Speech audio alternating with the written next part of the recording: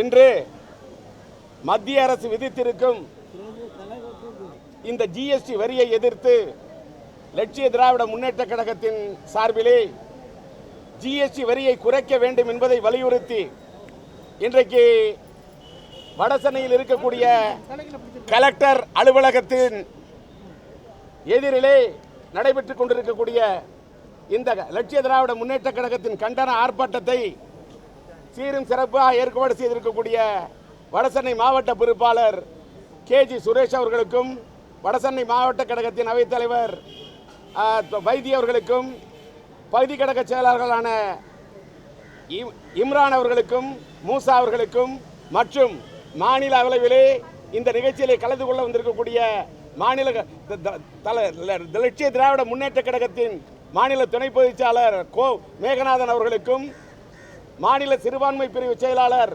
Charles அவர்களுக்கும் jack அவர்களுக்கும் மற்றும் இந்த நிகழ்ச்சியிலே கலந்து கொள்ள வந்திருக்கக்கூடிய மற்றும் அத்தனை கழகத்தின் அன்பு உடன்பிறப்புகளுக்கும் எங்களுடைய அபிமானிகளுக்கும் ரசிகர் மன்றத்து தோழர்களுக்கும் என்னுடைய காலை நேர வணக்கத்தை தெரிவித்துக் கொள்கின்றேன்.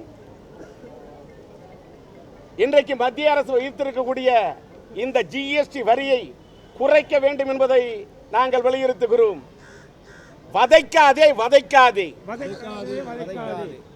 வரி போட்டு வதைக்காதே, தாங்காதே தாங்காதே, தமிழ்நாடு தாங்காதே, தூங்காதே தூங்காதே, ஏழைகள் மனம் தூங்காதே, குடிசை தொழிலை நசுக்காதே, கோட்டையில் இருந்து கொண்டு மக்களை வதைக்காதே, குடிக்கும் தண்ணீருக்கும் வரி, கொஞ்சம் கூட தெரியாதா ஏழைகள் வழி, மாநிலங்களின் உரிமையை பறிக்காதே, மத்திய அரசே கழுத்தை நெரிக்காதே.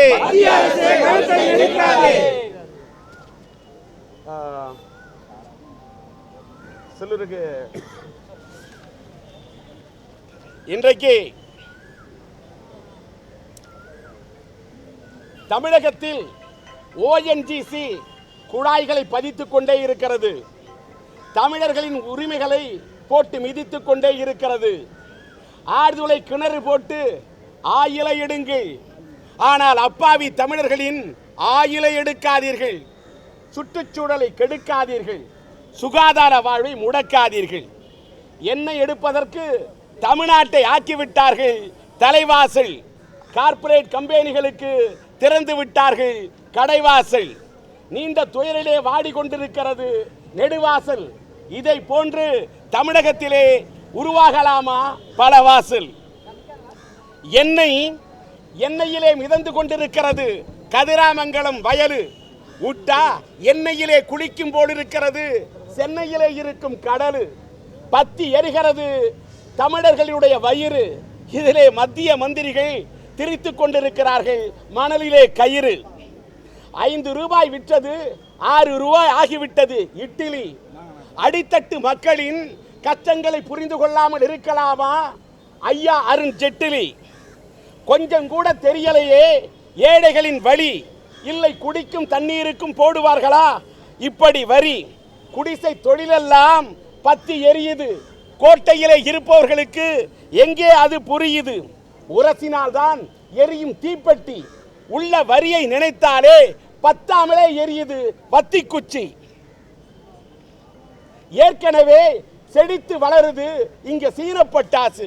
இதிலே சிரமத்திலே கண்ணீர் வெடிக்குது எங்க சிவகாசி பட்டாசு. பட்டாசு தொழிலைத்தான் முடக்கலாமா? பயங்கர வரி போட்டுத்தான் தாக்கலாமா? பெரும் முதலீட்டு பிசாவுக்கு வரி 5%. குடிசை தொழில் கடலை மிட்டாய்க்கு கிட்டத்தட்ட 18%. ஏழைகளை பார்க்கலாமா பதம்? வரி போட்டு செய்யலாமா வதம்? உலகத்தை சுற்றி வரும் மோடி ஐயா வேண்டுமானால் சாப்பிடலாம் பிசா, ஆனால் கடலை மிட்டாய் சாப்பிடும் ஏழைகளின் நிலைமையோ கசமுசா. உலகிலேயே அதிகமான ஜிஎஸ்டி வரி இந்தியாவுக்கு தான் முதலிடம். இது பிரதமர் மோடி ஐயாவை சேர்த்து விட்டது புகழிடம். இந்தியாவிலே 28% ஜிஎஸ்டி வரியா? அதுதான் இந்த நாட்டின் முகவரியா? வியந்து பார்க்குது உலக உருண்டை, வேதனையில் கரையுது கடலை உருண்டை. ஏற்கனவே சினிமா கட்டணம் ஜாஸ்தி, இதிலே ஜிஎஸ்டி வரி போட்டு சினிமாவை ஆக்கிவிட்டார்கள் நாஸ்தி. திரையரங்கத்திலே 10 பேர் படம் பார்த்தாலே பேயடிக்குது, இதிலே ஜிஎஸ்டி வரி போட்டு பின்னால் அங்கே டீ அடிக்குது. தாறுமாறாக விலையை ஏத்தலாமா? பட்டணம் தாங்க முடியவில்லையே சினிமா கட்டணம். மொத்தத்தில் மோடி ஐயா போடுவாருன்னு பார்த்தோம், போடு. ஆனால் இந்தியன் உடம்பெல்லாம் போட்டு விட்டார் வரியால கோடு. ஆக இந்தியனை ஆக்கிவிட்டார் வரி குதிரை, வரி போட்டு இந்தியாவையே உலுக்கி விட்டார் அதிர. வருங்காலத்தில் வச்சிடாதீங்க தாமரையை உதிர, வரியை குறைக்க வேண்டும் என்று கேட்கிறோம் கதற கதற.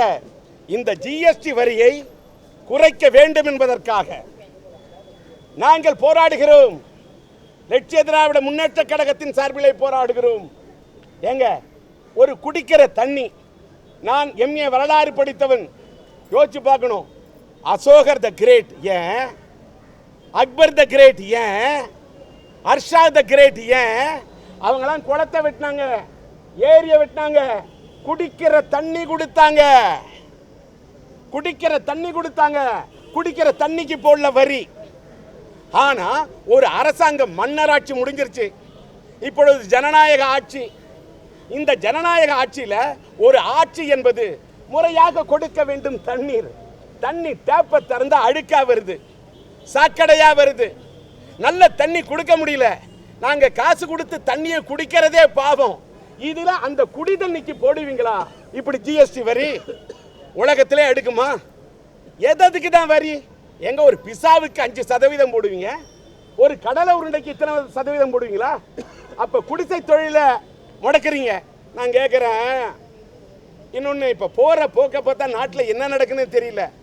பார்க்கிங் பண்ணா பார்க்கிங்க்கு ஒரு சார்ஜ் கட்டணும்.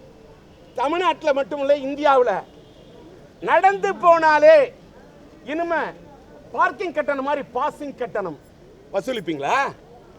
இன்னொன்று வரி, யாராவது போய் பார்லரில் முடி வெட்டினாக்கா 18%, அதில் 9% ஸ்டேட் கவர்மெண்ட்டுக்கு, 9% சென்ட்ரல் கவர்மெண்ட்டுக்கு.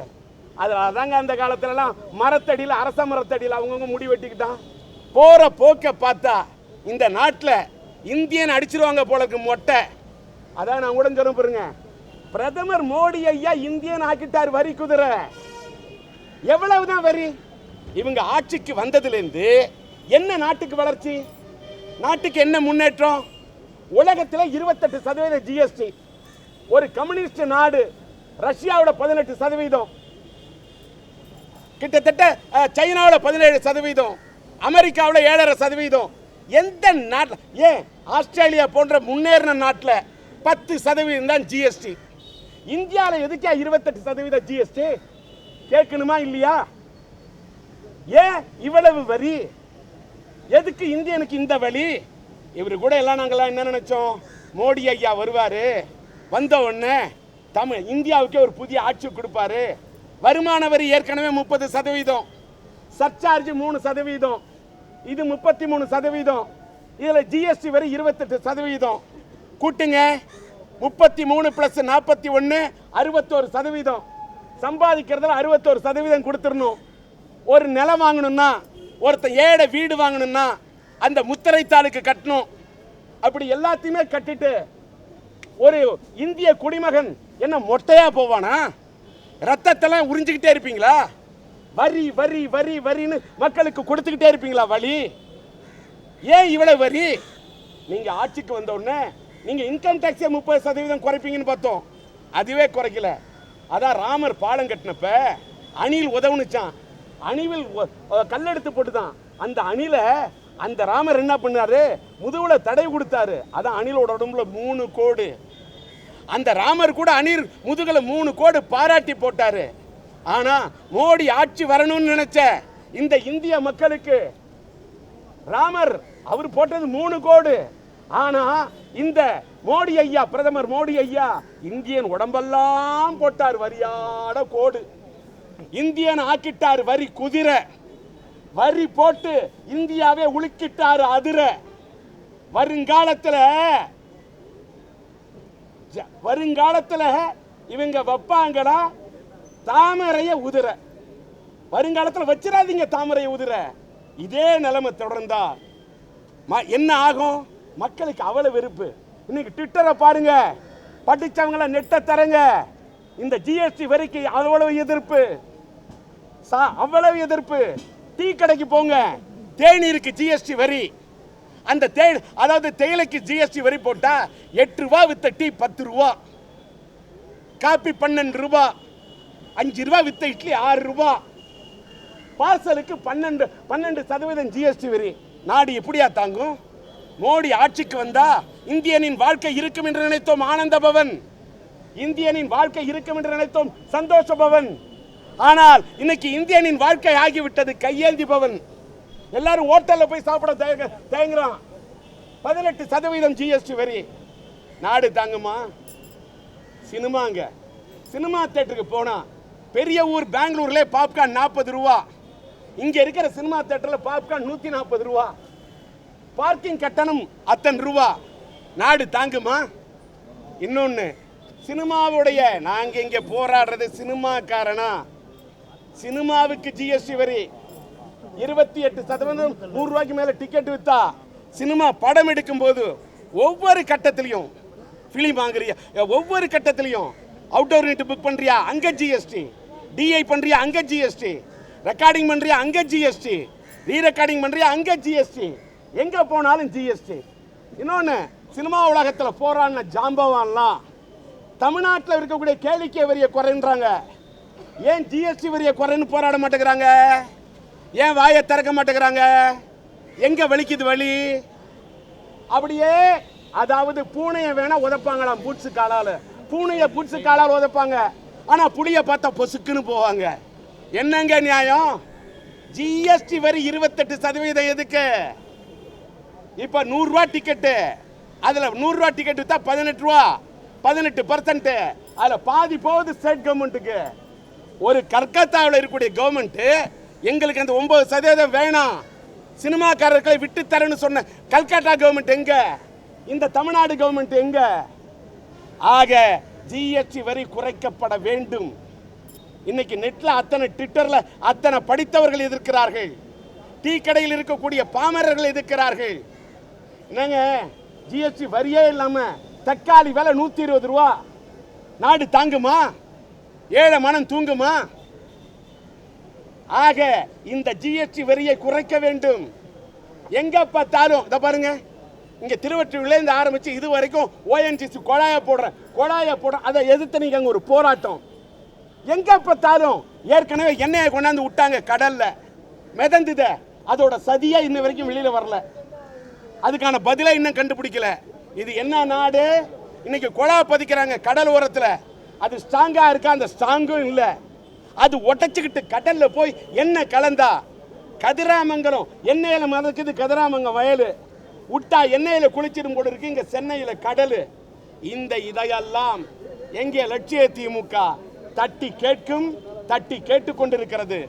ஆக இந்த கண்டன ஆர்ப்பாட்டத்தில் கலந்து கொள்ள திரளாக வந்திருக்கக்கூடிய தாய்மார்களுக்கும், சித்ராவை போன்று இங்கே வந்திருக்கக்கூடிய அத்தனை தாய்மார்களுக்கும், அத்தனை கழக உடன்பிறப்புகளுக்கும், எங்களுடைய ரசிகர் மன்றத்து தோழர்களுக்கும், அபிமானிகளுக்கும், பக்கத்தில் இருந்து வந்திருக்கக்கூடிய அத்தனை கழகத்தின் உடன்பிறப்புகளுக்கும் என்னுடைய நன்றியை தெரிவித்துக் கொள்கிறேன். இனிமே இதுக்கு கணக்கிடுங்க.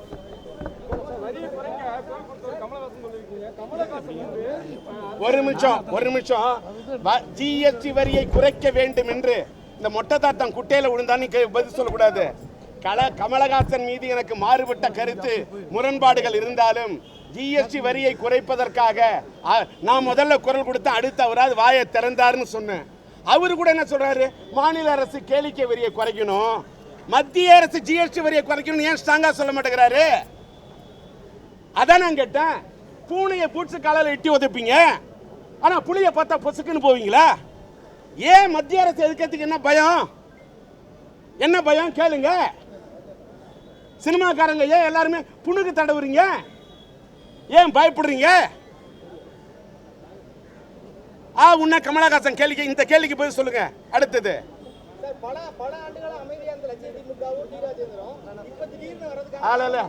ஆண்டுகளான உங்களுக்கு கணக்கு வச்சிருக்கீங்களா? மக்கள் தலைவர் எம்ஜிஆருடைய புரட்சி தலைவர் பொன்மனச்செம்மல் எம்ஜிஆர் ஆட்சி காலத்தில் ஏத்து போராடினவன் டி ராஜேந்தர் தெரியுமா? எம்ஜிஆரோட ஆட்சி காலத்தில் அரசியலுக்கு யாராவது வரன்னு சொல்லியிருப்பாங்களா? எம்ஜிஆர் ஏத்து எலி வந்திருக்குமா? பல ஆண்டுகளா சொல்றீங்களே. புரட்சி தலைவி அம்மா இருக்காங்களே, அவங்களை ஏத்து பருகூர்ல ஏத்து நின்னவன் டி ராஜேந்தர். வரலாறு தெரியுமா? ஏத்து குரல் கொடுத்தவன் டி ராஜேந்தர் தெரியுமா? கலைஞருடைய ஆட்சி காலத்துல அம்மாவுடைய சேலையை பிடிச்சி எடுத்தப்ப தட்டி கேட்டவன் டி ராஜேந்தர் தெரியுமா? வரலாறு தெரியுமா? எம்ஜிஆருடைய ஆட்சி காலத்துல கலைஞர் கைது செஞ்சப்ப சிறை வாசல்ல பாண்டி பஜார்ல தர்ணா பண்ணவன் டி ராஜேந்தர் வரலாறு தெரியுமா? அம்மாவுடைய ஆட்சி காலத்துல கலைஞரை கைது செஞ்சப்ப சிறை வாசல்ல நின்னு சென்ட்ரல் ஜெயில் வாசல்ல காரை விட்டு இடிச்சவன் டி ராஜேந்தர் வரலாறு தெரியுமா? சரியா?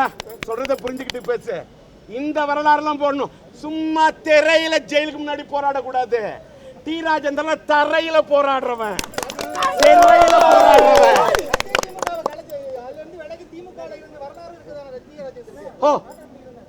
திமுக வந்ததுனாலதான் என் பேரே லட்சிய திமுக வச்சேன். முதல்ல வரலாறு தெரிஞ்சுக்க. வரலாறு தெரியாம கேள்வி கேட்காதீங்க.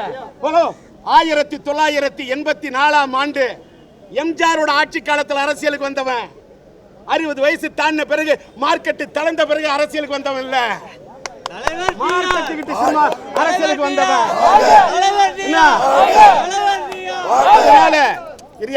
மார்த்தட்டிட்டு அரசியலுக்கு வந்திருக்கிறேன்.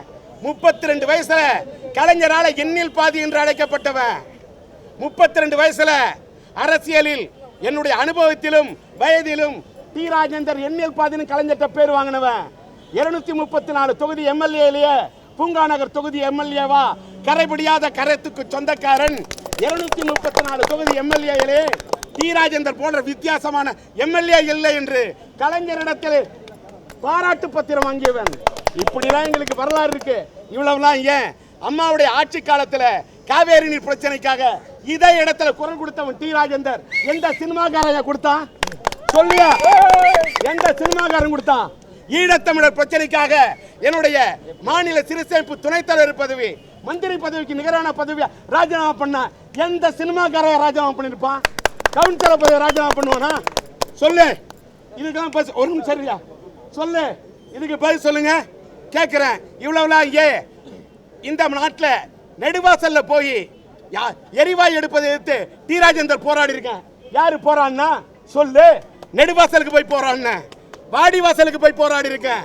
ஜல்லிக்கட்டுக்காக நான் போராடி இருக்கேன். என் புள்ள சிலம்பரசன் அத்தனை தமிழர்களை கூட்டி போராடி இருக்கான். யாரு போராடினா சொல்லு. இன்னொன்னு இவ்வளவுலாம் பேசுறீங்களே, பீப் சாங் பிரச்சனை வந்தது.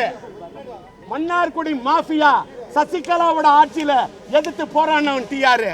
அன்னைக்கு யாராவது போராடி இருப்பீங்களா? இன்னைக்கு வாய்க்கிடிய பேசுறாங்களே அண்ணா திமுக. இன்னைக்கு சில பேர் அரசியல் யாரு வேணாலும் அரசியலுக்கு வரலாம். அரசியலுக்கு வர்றதுக்கு தைரியம், அரசியல் வர்றதுக்கு எல்லாருக்குமே ஜனநாயக உரிமை வாங்க.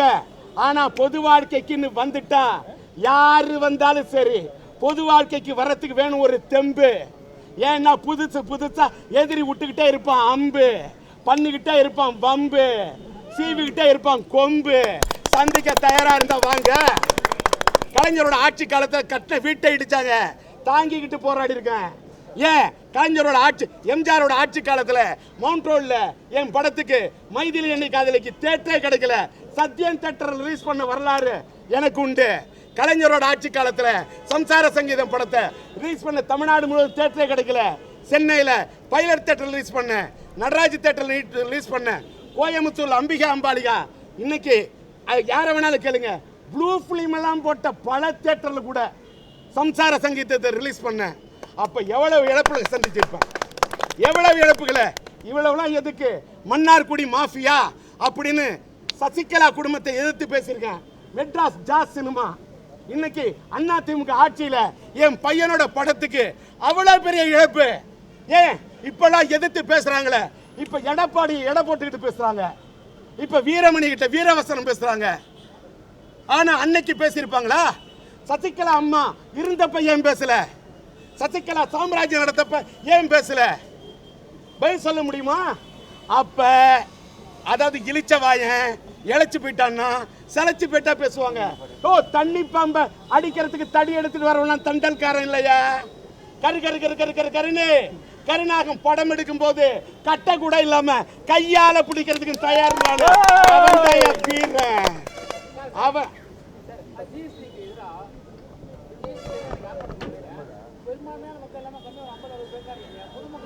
எங்க 50-60 பேர் என்ன? நீ என்ன சொல்லுங்க? வாங்க பிரதர், நீங்க வாங்க பிரதர். என்னங்க பிரதர்? இல்ல நீங்க வாங்க, என்னங்க?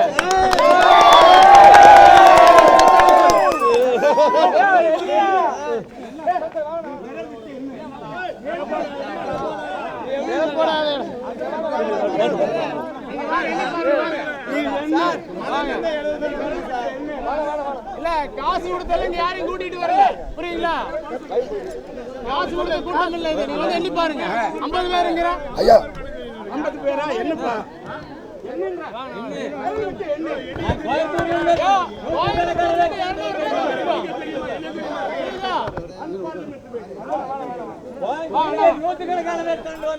ஒரு படிக்கலண்ணே, அவர் கணக்கு தெரியாதுண்ணே. கோயம்புத்தூர்ல இருந்து 200 பேருப்பா. கோயம்புத்தூர்ல இருந்து 200 பேர் யார் காசு கொடுத்து வந்தவங்க இல்ல. ஐயா மக்கள் பிரச்சனைகளுக்காக இந்த ஜிஎஸ்டி எதிராக நீங்க போராடிட்டு இருக்கிறீங்க. சினிமா துறை சார்ந்த ஒருவர் நீங்க. ஆனா வந்து சினிமா துறையில நடிகர் சங்கத்துடைய பொதுச் செயலாளராகவும் தயாரிப்பாளர் சங்கத்துடைய தலைவராகவும் இருக்கிறதால் மக்கள், அதாவது அரசு, மத்திய அரசு விதிக்கின்ற வரி விதிப்பை வந்து மக்கள் ஏற்றுக்கொள்ளத்தான் வேண்டும் அப்படின்னு ஒரு கருத்தை. அது அவரோட கருத்துங்க. விஷால் சொன்னார்னா அது அவர் தனிப்பட்ட கருத்து. ஒரு தனிப்பட்ட முறையில் 50 பேர் என்ன சொல்லுங்க? நான் என்றேன் சார் 1 by 1. என்ன இவர் என்ன பள்ளிக்கூடத்து ஆசிரியரா? இவர்கிட்ட உள்ள ஏரியான்னு கணக்கு கொடுக்கறதுக்கு நான் லட்சமான தொண்டர்களையும் நான் பேசணும்னா? யோ, நானா துணிச்சலா பேசுறையா? கேள்வி கேட்ட நீ என்ன பார்ப்போம்? மக்களை திரட்டுன்னு சொல்லையா? என்னோட அபிமானிகளை தொண்டர்களை திரட்டிருக்க, அவ்வளவுதான். கொடுக்கலையா? இது கோட்டுக்கா வந்த கூட்டம் இல்ல, மேட்டுக்கா வந்த கூட்டம், பிரியாணிக்கு வந்த கூட்டம் இல்ல, என்கிட்ட பிரியப்பட்டு வந்த கூட்டம். இப்ப கேள்வி கேட்ட ஆளு நிக்க சொல்லு. இல்ல தில்லு இருந்தா டி ராஜேந்திர போட்டு சொல்லு. ஓடாத. இது பொதுக்கூட்டம் இல்ல, இது வந்து கட்சி நிர்வாகிகள். இதெல்லாம் டிஆர்லாம் இது தான சலசல. எம்ஜிஆர் ஆட்சி காலத்துல இருந்து போராடுறவன், கலைஞர் ஆட்சி காலத்துல போராடினவன், அம்மாவோட ஆட்சி காலத்துல போராடினவன். காசு கொடுத்து வந்த கூட்டம் இல்லைங்க சார். கட்சி நிர்வாகிகள் வந்திருக்கிறீங்க, பொதுமக்கள் இல்ல. ஓகே.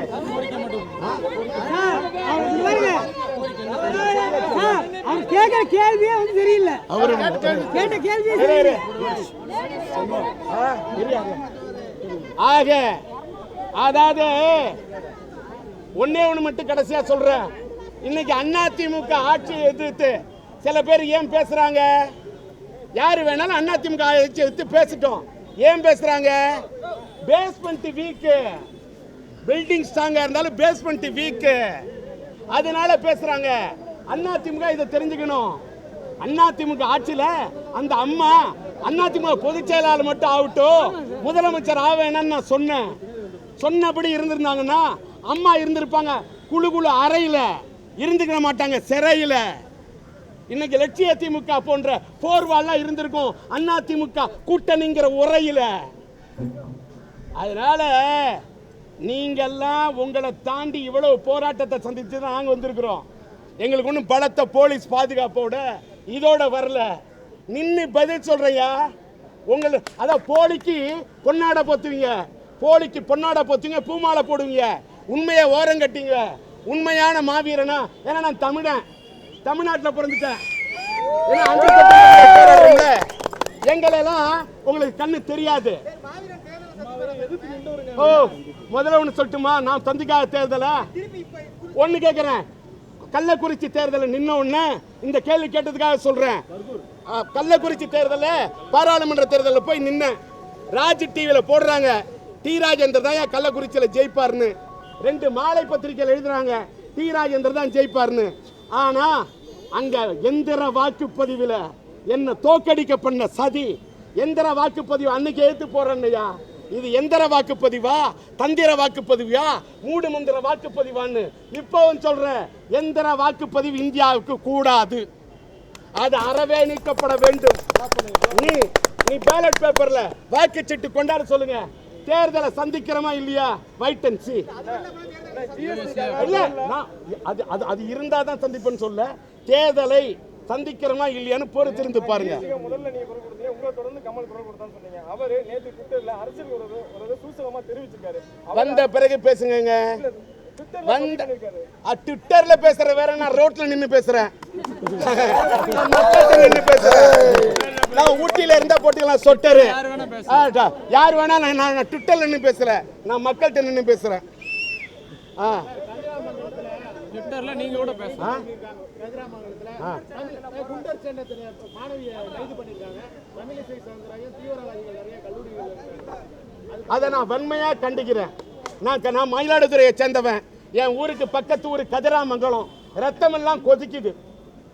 தமிழிசை, அதுக்கு தான் சொன்னேன், வாய்க்கு வந்ததெல்லாம் தமிழிசை சவுந்தரராஜன், பொன் ராதாகிருஷ்ணனும் இவங்க இப்படி பேசுற வரைக்கும் பாரதிய ஜனதா ஒழிக்கிறதுக்கு யாருமே வேணாம். இவங்க 2 பேரே தமிழ்நாட்டுக்கு போறோம். வேற கேளுங்க